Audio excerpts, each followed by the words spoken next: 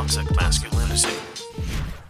Ex-FBI director gave $100,000 to a trust fund for Joe Biden's grandchildren. Yeah, so I have no idea what to think of this story. I want to immediately condemn this as some kind of scandal, right? Some kind of proof of corruption or something like that, but I'm not sure that it is. I'm not sure what to think of this. This was reported in the Daily Mail, and I think it was exclusively reported in the Daily Mail. This is something that they found on the Hunter Biden laptop. They say former FBI Director Louis Freya? I meant to look at a video of him, and I failed to do so. Gave $100,000 to a private trust for Joe Biden's grandchildren and spoke with then Vice President in 2016 to explore lucrative future work options with Hunter as the middleman. And this is the reason why I think that this is such a provocative article, because this seems to be, we know about the Ukraine stuff, we know about the China stuff, but leftists, for some reason, refuse to believe that Hunter Biden was in any way the middleman conducting business between companies and countries and Joe Biden, right? Everybody just thinks, everybody's pretending that they believe that, oh no, Hunter Biden's stuff was just Hunter Biden's stuff and Joe Biden's work for the government had nothing to do with it. Well, obviously that isn't true. Obviously, Hunter Biden was taking bribes on behalf of Joe Biden, right? So that's how the scam works. And I think a lot of politicians have done this over the years, because obviously politicians aren't allowed to take bribes from companies or other countries, but their kids can.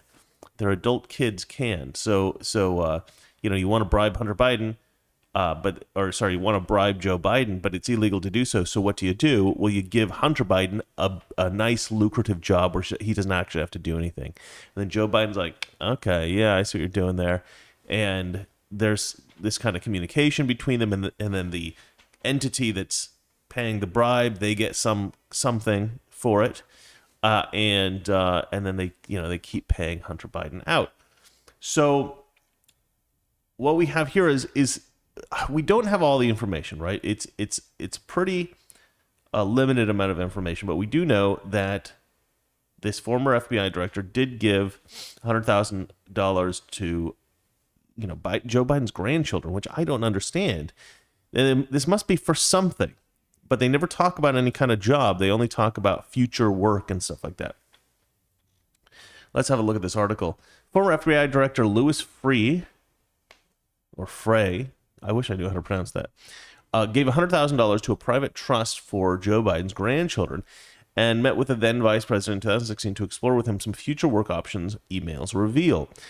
Frey also spoke with then Vice President in 2016 to explore with him some future work options, according to the bombshell communications. The email suggests Frey was trying to establish future business relationships with Biden, and the White House has failed to disclose to the Daily Mail whether Joe Biden discussed private business with Frey while in office.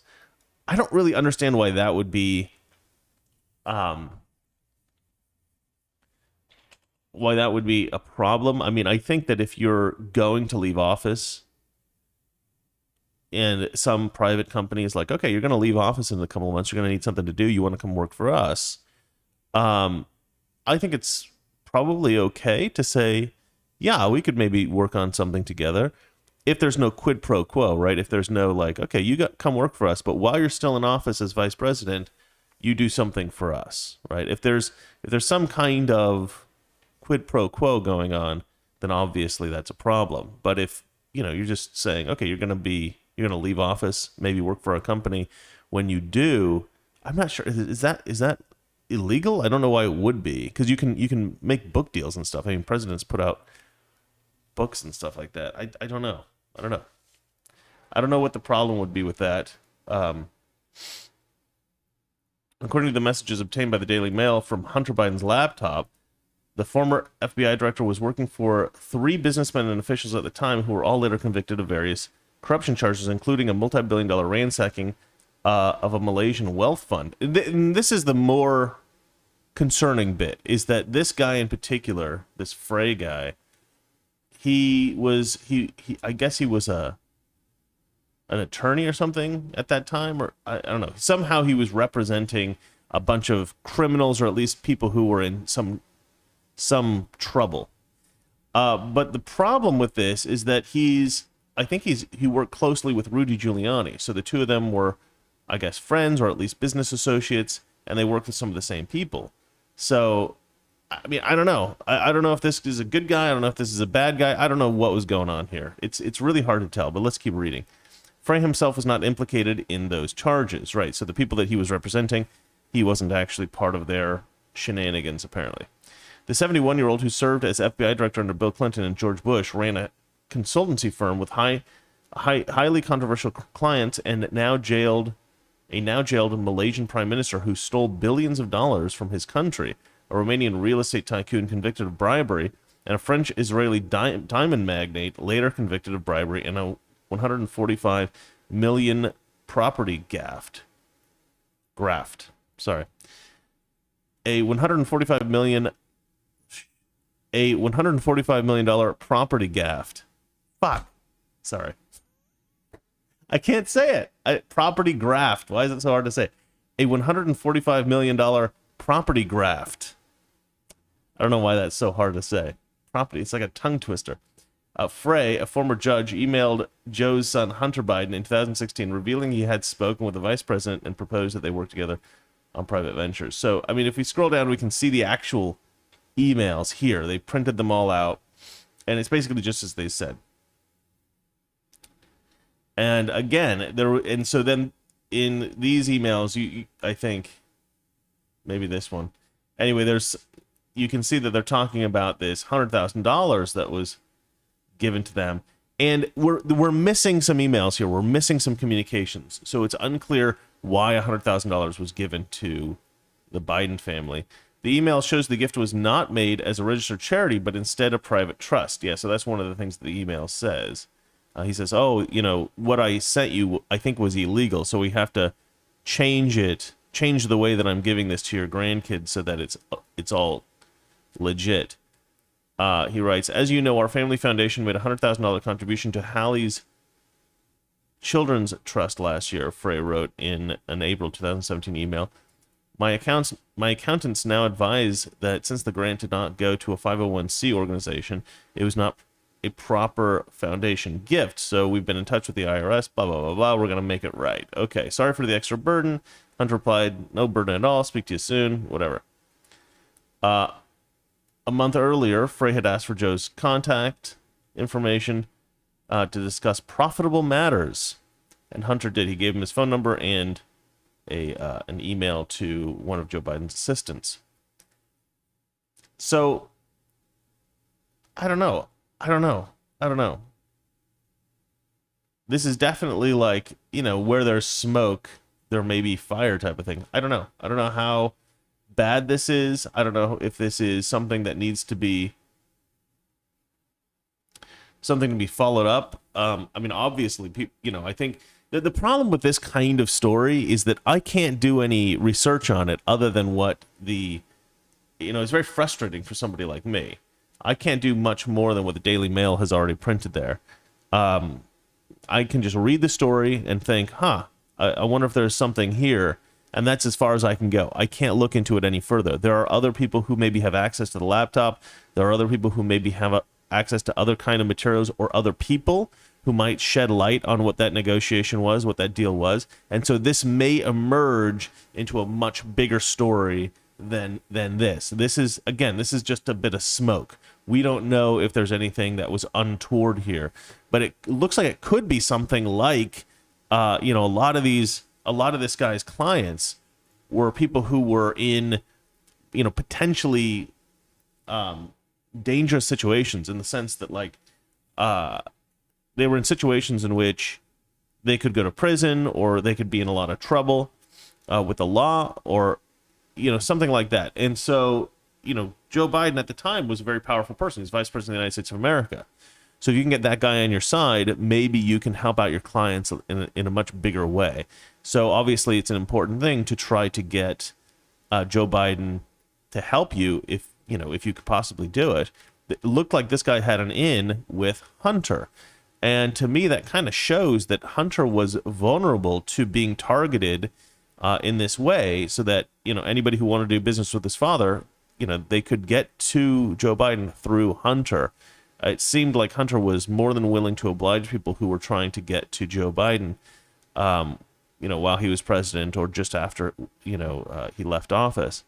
And again, I don't know why there was $100,000 given to the grandkids. It seems to me like there would have had to been something that he got in return. $100,000 is a lot of money. People don't just give $100,000 to people for no reason whatsoever.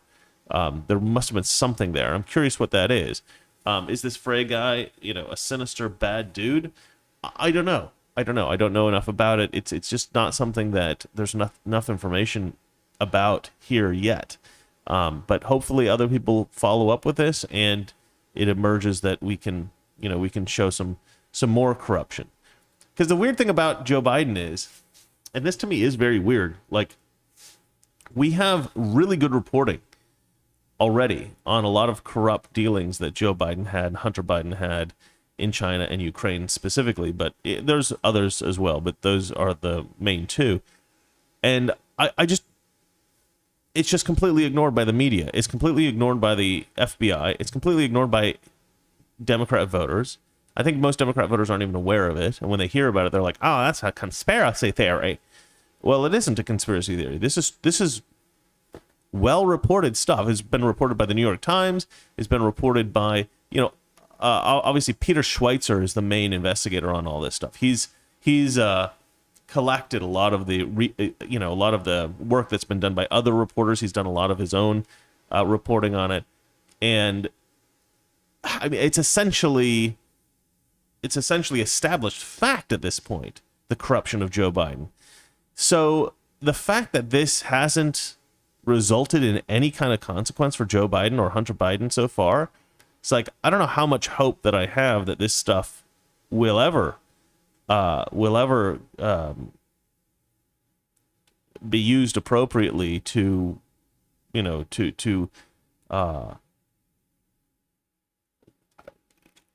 don't know if there's ever going to be any consequences for Joe Biden for any of this stuff. I don't know if there's ever going to be any consequences for Hunter.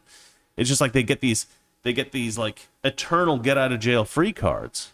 It's bizarre. I honestly don't even understand it. It's like there is no American justice system, right? There's an American justice system for the people the Democrats want there to be a justice system for. It really is like the justice system has been turned into a political weapon at this point. And it's just not applied to Democrats. If you're a Democrat and you've committed crimes, doesn't matter. Doesn't matter. You do not get arrested. You do not get tried. You do not get convicted, because it doesn't work that way. It only works toward Republicans or, petty criminals, maybe murderers or something. But doesn't work for Joe Biden. Doesn't work for Hunter. They get off scot-free, whatever they do. So I don't know. This doesn't give me a ton of hope, but it is an interesting story. To me, it's tantalizing. I'd like to see it develop into something else.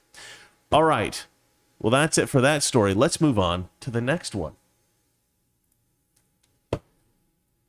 Oh, yeah. Okay. This is this is not the most important story I've ever read. It's kind of a rumor, but we're compiling the rumors here. So let's have a look. Bill Gates hoped that Jeffrey Epstein would help him win a Nobel Prize. All right. So let's have a look at this. Now, Jeffrey Epstein was known to have made a lot of contacts within the scientific community, right? He was trying to entice scientists to be friends with him, to engage with him socially in social events, and perhaps to visit him on his pedo island. Toxic Masculinity. Weekdays, 9 p.m. Eastern, 6 p.m. Pacific.